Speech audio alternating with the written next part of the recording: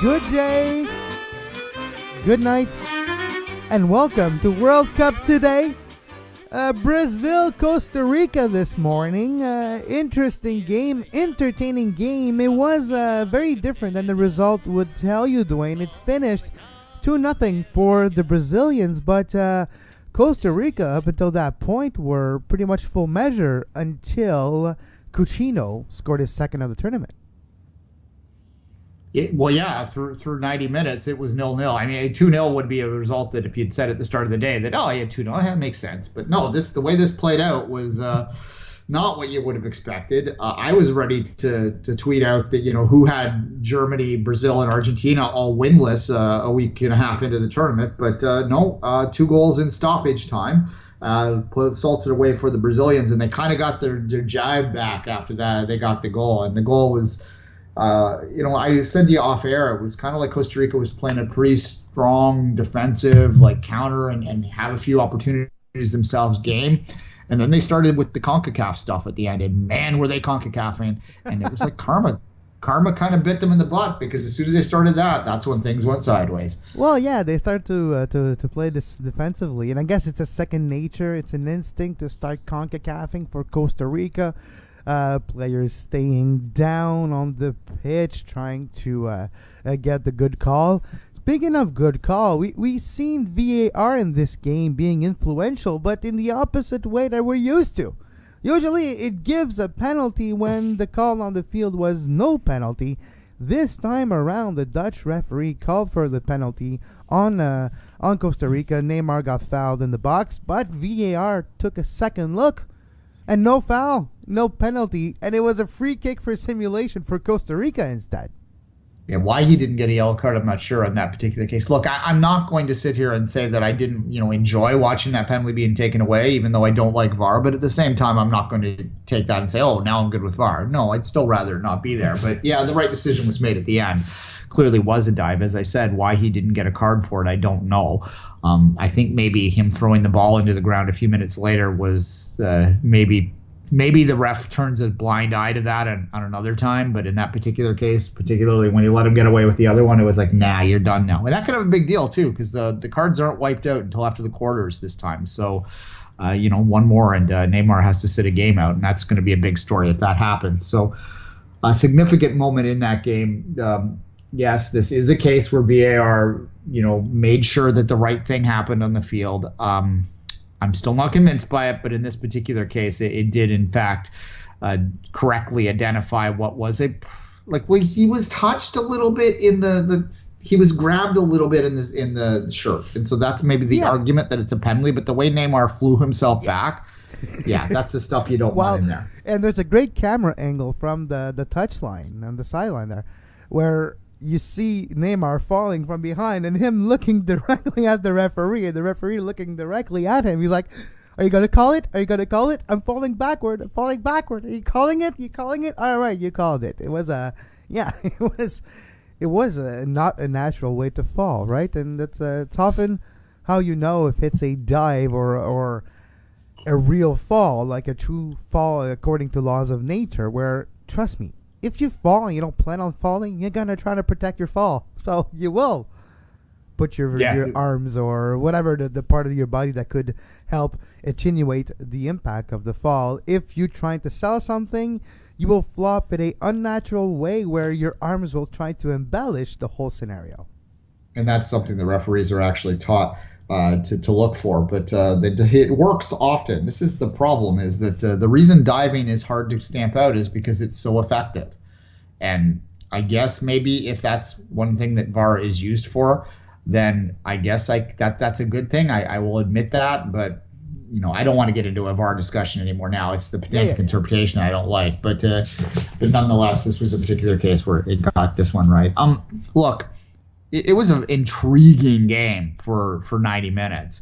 Really was. And Costa Rica, as you said off the top, was full measure for being 0-0 into it. And, holding on for dear life at the end with that goal, just kind of a bounce, bang, bang play. And suddenly they're down a goal with 6 minutes to go. And they had no fight left at that point. It was their heads were down. They didn't. I don't even think they had the ball over half after they fell behind the goal, it was all Brazil, and they got sambin. They, doing their old samba soccer at that point, right? Neymar with his little flick over his head thing there, which, I'm surprised in CONCACAF, if that had happened actually in CONCACAF where they had some spirit, he might have lost his head literally when he tried to get around the player. But yeah, so he's like, okay, I'm going to clothesline you right now. You're not going to do that again. Yeah, fair enough. No, but look, Costa Rica, as I said, heading in, we're probably a cycle too old, and certainly the quarterfinal run last time was a remarkable thing to see. I sort of thought they might be weak this time, and it's played out. They were eliminated with that. If you're not sure why, Serbia has 3 points, Switzerland has 1. There has to be points given away in that match, which means one of those two teams will have at least 4 points, which means that Costa Rica can't catch them. They're out. In fact, this entire group, if Serbia were to win that game, this group will be wrapped up. We will know the two finishers, and there will be a complete dead rubber in that one, I think, correct? Yeah, it would be, because if Serbia wins, that Switzerland will play Costa Rica in the final game in an absolute dead rubber. So that will be fun. At least we won't have to pick which game to watch that day, which is always a bit of a chore in the next round, which one you pick because they run at the same time. This group could be wrapped up this afternoon, first one in the tournament. Well, it depends. Brazil's got 4 points, right? So Switzerland's got 1. Example, if Serbia wins this afternoon, Switzerland. I apologize. Yeah, I was thinking Brazil was on 3. Was on 6. My mistake. Yeah. So there's still a possibility. If Serbia wins, Serbia's qualified, and then it's all up to Brazil to make sure they get a result. If they lose the last game against Serbia, which is a possibility the way they played in the first 2 games, then Switzerland has an opportunity to maybe steal second spot. But still, the way it's looking right now, Brazil could find itself second in the group. Depends of Serbia. Depends of how good Serbia looks this afternoon against Switzerland. That's the question. Because, Costa Rica did not look good in their first game, but Costa Rica against Brazil looked a lot better. And I think it has to do about styles of play, too. The European aspect of teams playing in a European way on European soil, for some reason, which I still don't know why and I can't explain it, and I'm not saying it is something, but it is looking like something where European teams have the edge over South American team and CONCACAF team right now, and the CONCACAF team versus the South American team like Brazil and Costa Rica. The stylistic matchup was a bit more favorable for Costa Rica than Serbia was in their first game. But I'm still surprised South America have not looked good. And before the 6 minute of extra time, the narrative of today would have been, wow, 2 days in a row, the big South American powerhouse did not look good. 2 goals in extra time changes this a bit. But still, for Brazil, they're not firing on all cylinders. Did not look like a team that was able to find the final breakthrough versus Costa Rica. And Navas, until the last 6 minutes, of course, was having a great game. No, for sure. This is an entirely different conversation without those last 6 minutes. So at one point you have to step back and go, okay, well, let's talk about the first 90. And Brazil was just unable to break Costa Rica completely down. Now, that said, I think Navas played a major role in this. And without his, extraordinary goalkeeping, Brazil might have got a breakthrough earlier. There's 11 people on the pitch, so you have to factor the keeper in it. But this is... I think the more I see Navas play for Costa Rica, the more I'm convinced that he gets underrated because he's with Real Madrid in his club, and he just isn't needed that often. Yeah. But this is a keeper that has to be top 5 in the world for sure, if not, right up there at the very top based on what we've seen so far in this World Cup. So that is a factor in Brazil's struggles to break through. But see the difference when you have a good goalkeeper? Compared Willy Caballero to Navas. Example, put Willy with Costa Rica. This game gets out of hand about 5 minutes in. Well, perhaps, yeah. Willie's a good stopper. He's just not. He likes to play with the ball at his feet too much. He doesn't like it. He's nervous when he has to, but he's been asked by the coach to do so, and he's always like, "Man, why do you put me in that situation? Why? I'm not good at this." There you go. I just want to stop the ball with my hands. That's why I went in goal. I can't use my feet. If I could use my feet, I'd be out playing. Exactly. But to continue on this, Brazil. What is the level of Brazil? One interesting aspect mentioned by Tite, the manager, before the game today was that it takes about 5 games for a national selection like Brazil to finally gel and fire on all cylinders and be able to to finish the chances that they can create themselves. Do you think there's anything to worry about after 2 games? Brazil is not a team that impressed us whatsoever so far in this World Cup, not even in the top 2, 3, 4 conversation of the good teams we've seen in this World Cup so far. But knowing the talent of this selection, is it still hopeful for them? What have we learned so far after 186 minutes of watching Brazil play? Well, of course it's still hopeful. It's Brazil. Let's be honest here. I mean, like, look, we could talk about, France hasn't looked particularly overwhelming, but they're at 2-0, so you have to keep them in mind. Brazil got the result today, so they put themselves in the mix. They would have been in trouble if they'd been sitting on 2 points because, any result, any bad bounce in that third game, and they're probably out. I think with this result today, you suspect that they'll probably find a way to get through. And once they're in that round of 16, are you going to want to draw them?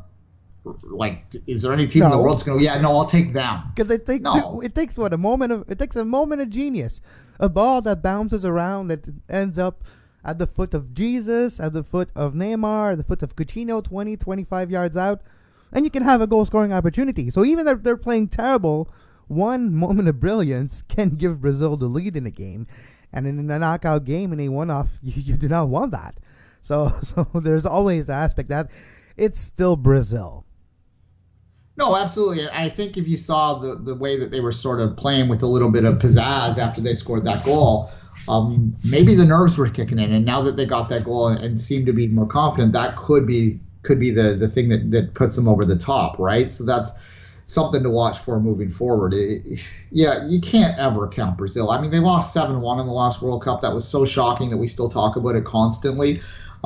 I think that it's almost marred our ability to understand that we are talking about Brazil. Although, that said, Brazil has not won a trophy in a long time. It's been since the Confederation Cup in 2009 that they haven't won a trophy this decade. So, and the last World Cup was 16 years ago. Not 4, not 8, 16 in 2002 in Korea with Ronaldo's god-awful haircut. So, yeah, that's a long time ago.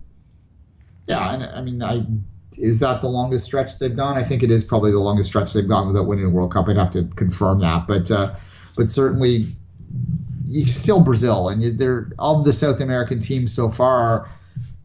They have probably with that last 6 minutes. I'm enough to say it's been a bad World Cup for the South American team. So that last 6 minutes makes me now think that Brazil is the most impressive looking team in South America in this World Cup, which is a low bar. So we'll see what happens moving forward. Now, the last topic of the show that I want to talk to you about, Duane, is something that we have been tipped off by a listener of the Five Rings podcast, which we usually talk about Olympics and big event in the world of different sports, amateur sports, Olympic sports, track and field, athletics. So we have a certain experience of talking about doping, Russia, Sochi, Icarus. We did a review of the documentary Icarus, which is really impressive, and the documentary is eye-opening. Speaking of eye-opening, when we've talked about how Russia was impressive, you know exactly where I'm going right now. Russia, the 6th oldest team in this tournament by player average, they have been running 72 miles on average per game versus the average of 65, which is 11% more running for the Russia national team in this World Cup compared to other teams, and it's clearly an advantage, their fitness in this World Cup. Coincidence? I don't know. I'm just keeping an open eye, and when you look at those stats, it does bring some memories from 2014. Yeah, I am not as familiar with out-of-competition testing in the world of FIFA. I think that there's probably less of it because the club world takes more of a precedent, which made me, when you gave me these numbers, I went to look to see what exactly the composition of Russia's lineups have been over the past little while, and they've been about 95% Russian Premier League players. Which, if you were going to do something allegedly like this, then you would want your players to be in your league so you could control it even more. Look, we don't know. Yeah, well, I'll just say what I know about drugs like EPO and drugs that will help your cardiovascular system. There's something to be said about those drugs to be used long time in advance of a certain competition, and you wean yourself off long time in advance, and the gains that you do make does stay longer than the traces of those drugs in your body. What am I saying? Is there evidence? They're saying no. When FIFA is different, we're probably not going to know like it was at the Olympics. It's not necessarily done the same way, but I wouldn't be surprised if, example, in theory, if EPO or something similar to this, clenbuterol, salbutamol, something that would either give you give your lungs a better capacity of processing oxygen, like salbutamol, which is a drug for asthma. It's like Chris Froome, that's what he's under investigation now after his Giro performance this year and the Vuelta last year. So that's the drug that he's been linked to, salbutamol, which is a cleaner of your lungs. It opens the bronchioles at the end of your lungs and makes for the oxygen passing and the processing of the oxygen to happen quicker, which gives you an edge. You recover your breath a little bit quicker, and it does give you an advantage. So if it's a drug like this, clenbuterol is used to make your muscle mass more important versus your fat. It helps your muscles get nourished a bit better. So that aspect of clenbuterol can be used as well if you have less fat, less weight to carry, and over a long game, 90 minutes, 2 games, 180, those marginal gains comes to a good effect. So if those things were to happen and used in the proper timing before the World Cup, and you wean the players off of it in the perfect timing, the games might be able to stay 26, 31 days in the body, and that's without traces. So what am I saying? I'm not saying anything. I'm saying Russia's look impressive, and we should keep an open mind because of the last 4 years. Look, yeah, and the reason we're going to openly talk about something like this is precisely because what happened at the Sochi 2014 Winter Olympics. And if you don't know what happened at the Sochi 2014 Winter Olympics, Icarus, which is a documentary movie you can get on Netflix, watch it. And your eyes will be open in terms of what performance-enhancing techniques were used and how much state-sponsored stuff went on there. And, it fits. I mean, they've earned the suspicion, right? And we tend to give them a little bit of pass on the team sports a little bit more, I think, for a lot of reasons, especially ones that have international competition involved, club-wise. But again, as I said, these are mostly players that play domestically on this Russian team. Look, I hate to have these conversations, but the cheaters in other sports and the cheaters in countries across the board, like we've seen with Russia in 2014, and this isn't allegedly anymore. We know that the Russians did this. 2014 is not allegedly. What we're talking about now, it can be. We're just saying that the numbers, when you look at it about their performance cardiovascularly, I don't know if you can say it like this, but I just did over the first 2 games, does seem like an outlier. So it's just something to take a look at and see the ramifications of this. Yeah, no, and it's unfortunate, but that's the reality it's the bed they made. So we'll watch this with interest. Certainly, as we said, we joked in the preview that it would have less of an effect because you can't put skill in a bottle, but you can put fitness in a bottle. And in a group like they're in, fitness would play a major role. I still think that when they run into a more skilled team, they're going to be in trouble. But nonetheless, I think that their goals for Russia in this World Cup would have been to not embarrass themselves. And this might have been, if you're in a Russian government and you're still thinking the way that they thought in 2014, getting out of the group and having a good showing would be something that would be obtainable if you can find a little bit of an edge. If you can outrun Saudi Arabia, if you can outrun Uruguay, Egypt, the teams that aren't quite at the same level as the world's best, then maybe you get a result there and you hold your head high when you eventually go out to a Germany or whoever that just has more skill than you. They can justify that. They couldn't justify like bailing out at the group stage. That would be an embarrassment to Mother Russia.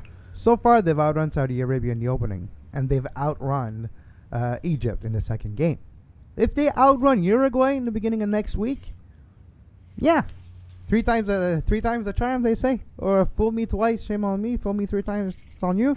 Maybe something like that. But it's just something to think about. So, am I saying Russia is doping at the 2018 World Cup? No. Am I saying the performance of the players versus expectations is surprising? Yes, because that happened because of motivation and great play and incentive of, look, if you win a game, I'm giving you $1 million each. Maybe.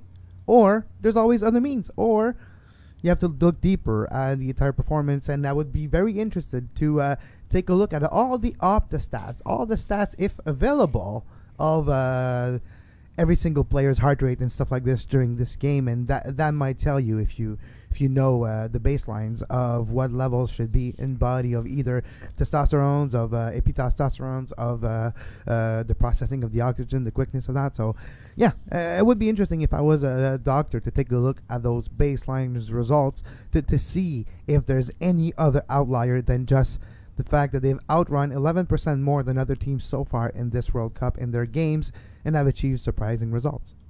Yeah, look, final thought.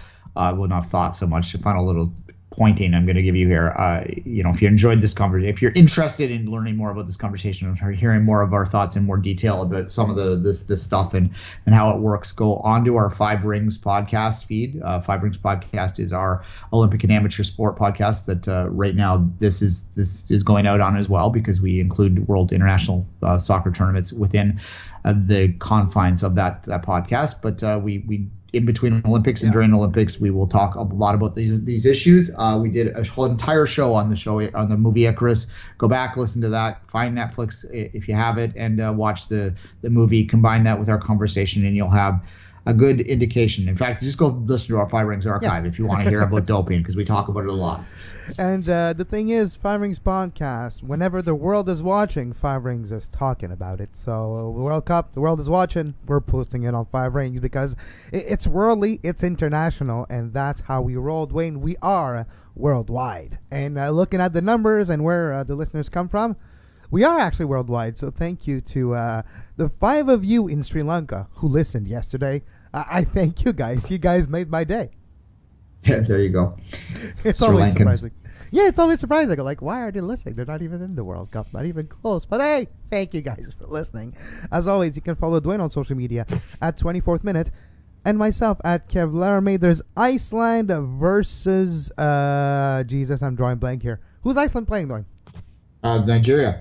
Iceland, Nigeria at 11, and as well this afternoon, Switzerland versus Serbia. We'll talk about those games tomorrow, Saturday, another busy day for the World Cup, and we'll be back tomorrow as always. Podcast versions available at sportspodcastingnetwork.com and anywhere you get your podcast. Look for Soccer Today or World Cup Today, and you will find our podcast. As well, we're brought to you by sportsinspired.ca. You like a World Cup inspired collection of apparel, great hats. We have some great t-shirts and great sweaters and hoodies. You can find those at sportsinspired.ca. And as always, until tomorrow, have a great soccer.